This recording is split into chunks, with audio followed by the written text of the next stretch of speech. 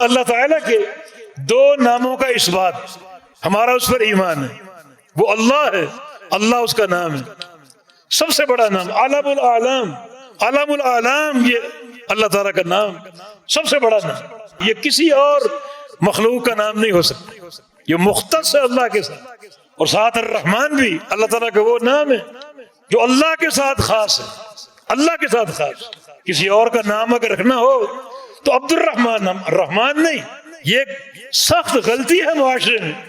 ہم عبد الرحمن کو رحمان رحمان رحمان بھائی کہو کہ دو غلطیاں ہو جائیں گی، ایک اس کو رحمان کہہ رہے جو اللہ کا نام ہے، دوسرا اس کو بھائی بنا رہے، اللہ کا کوئی بھائی ہے رحمان بھائی؟ کسی کا نام عبد الصمد ہے، صمد بھائی، صمد اللہ کا مخصوص نام ہے، مختص ہے اس کے ساتھ، کسی کو صمد کہنا، رحمان کہنا،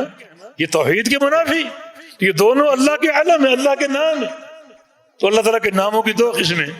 ایک ہے وہ نام اسماء جو مختص ہیں اللہ کے ساتھ، اسماء مختصہ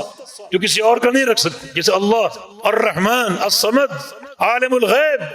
یہ مخصوص اللہ کے نام، کسی اور کو عالم الغیب کہنا کفر، یہ اللہ کے نام ہے مخصوص۔